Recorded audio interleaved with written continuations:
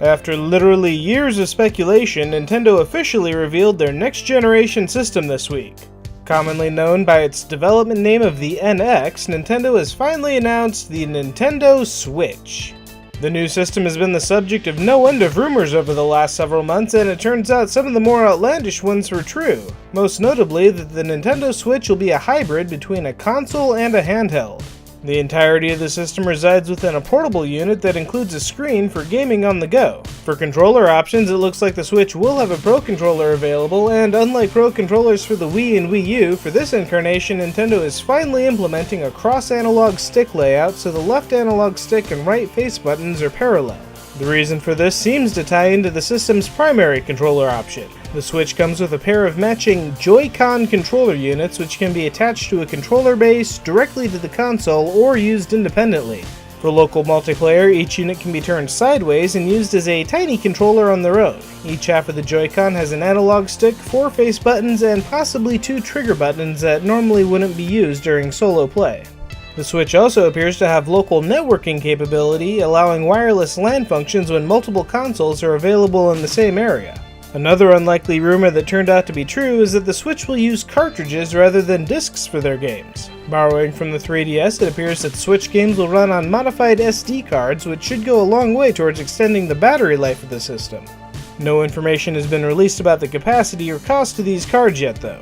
Switching back to cartridges is a bit of a gamble for Nintendo, as their decision to make the N64 cartridge-based system led to a loss in third-party support that the company never truly recovered from. To that end, Nintendo has gotten ahead of the naysayers with a list of developers that are already on board with the system. Oddly enough, even though the announcement video features what is presumably the remaster of Skyrim, a statement from Bethesda says they are not yet ready to reveal specific games that may be on the system. But Skyrim isn't the only game that appears in the video that is raising some questions. It hasn't been announced, but there appears to be a new Mario Kart game in the works which features King Boo as a playable character. The item system for the game appears to be renovated as well, with 2 item slots for power-ups, and it seems likely that you'll be able to switch between them. But while it seems likely that we'll be getting a brand new Mario Kart game, it's less clear about Splatoon. The brief video shows new hairstyles and a new map for the game, but it's unclear if the Switch version will be a fully fledged sequel or simply a port of the Wii U version with new stuff. What is definitely new though is this 3D Mario game. It's possible that this generation could see Nintendo launching with both a new Mario and a new Zelda game at the same time. And there are other unanswered questions about the Switch as well, most notably whether or not the docking unit is more than just a way to connect the console to the television. Nintendo has been quiet on whether or not the docking unit will boost the system's graphic capabilities or if it includes additional hard drive space for downloaded games. The Nintendo Switch is due out in March of next year, but Nintendo will assuredly hold a more detailed direct before then. Meanwhile, the release of the Pokemon Sun and Moon demo has resulted in the leaking of an incredible amount of data for the game.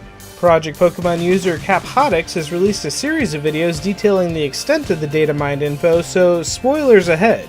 Caphotix's video includes the reveal of new Alolan forms for old favorites and their shiny variants. Along with the reveal of a few new Alolan Pokemon, the hack also indicates that the game will include 98 new attacks, including 29 Z-moves.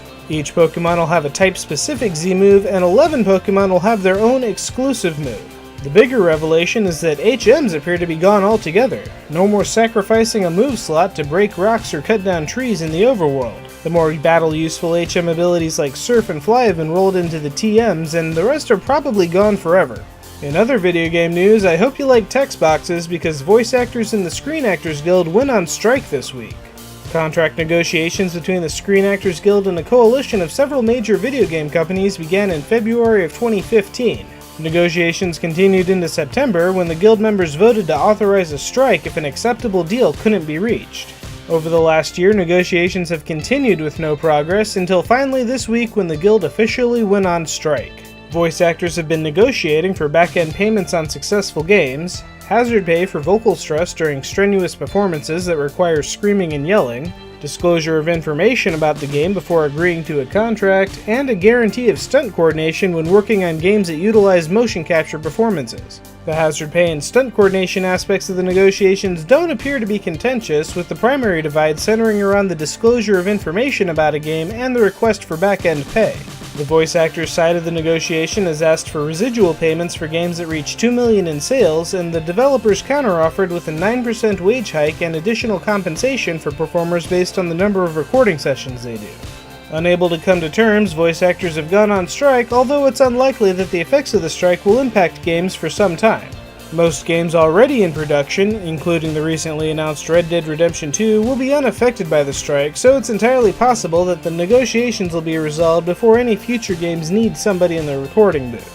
In happier news, Wonder Woman has always been an ambassador of peace, and this week the United Nations made that official, appointing Wonder Woman as an honorary ambassador for the empowerment of women and girls. Speaking at the ceremony was Linda Carter and Gal Gadot, along with DC Entertainment President Diane Nelson, who accepted the honor on behalf of the fictional character. And speaking of comic books and movies, Doctor Strange isn't even out yet, but the hype train is already starting for Guardians of the Galaxy 2. Not much is revealed in the teaser, but along with all of our favorite losers, it looks like we'll also see plenty of Nebula and the Space Merle possibly joining the crew.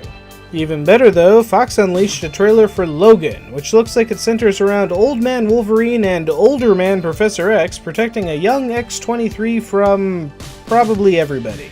Finally, in Star Wars news, Lucasfilm has announced that Donald Glover will be playing a young Lando Calrissian in the still untitled Han Solo movie scheduled for 2018. Glover is the first cast member announced outside of Eldon Ehrenreich, who will play the iconic smuggler. For movies a little closer to release, this week we have Inferno.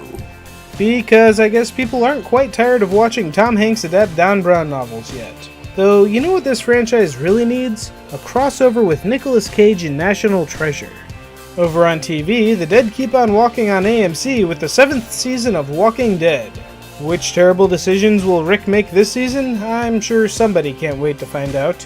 In video games this week, we have Yomawari Night Alone, a cute little horror game about a little girl venturing out into some haunted streets. Not entirely sure what the exact gameplay is, but it certainly gets points for style. Next up, we have Oh Sir, the Insult Simulator, a very strange concept for a strategy game. Drink tea and hurl insults at each other in a most uncivilized fashion. This week's entry from RPG Maker is Manichee's Curse. If the tag is any indication, this will be a free-to-play JRPG dungeon crawler about an angry god out for revenge. Orwell is a kind of unsettling story-based game. Feed information into an Orwellian security system that's almost a little too close to real life for comfort. On the other side of the spectrum, we have Dragon Ball Xenoverse 2. The first game was a fun, if short-lived fighter, and the sequel looks to be more the same, but with additional character creation options and new mechanics. Starship Titanic doesn't actually look particularly interesting, even for a point-and-click adventure game, but it is from Douglas Adams, so that's all you really need to know about it. And while it may not be yet confirmed for the Nintendo Switch, The Elder Scrolls V Skyrim Special Edition is headed for PC this week. Though with all the modding options available for the original game, I'm not sure how necessary this remaster actually is. Also on PC and consoles, there's Titanfall 2, which will hopefully have a longer lasting impact than its predecessor did. And speaking of consoles, World of Final Fantasy comes out this week for the PS4. Get your insulin shots ready because it may be the only way to survive this much cuteness. Finally, Corpse Party is arriving on the 3DS, a PC port of the original game released earlier this year, but the DS is where you'll find the most recently updated incarnation. And unlike certain other 3DS releases this year, Corpse Party is said to be completely uncensored between Western and Japanese releases. Wrapping things up with this week's CGBros video, we have Nightfall by the Nightfall team. It's not a long video, but it sure hits that feeling you might still get in the middle of the night. And that brings us to this week's awesome video. You might be tired of the election, but at least Hillary Clinton and Donald Trump brought some levity to it this week at the Al Smith dinner.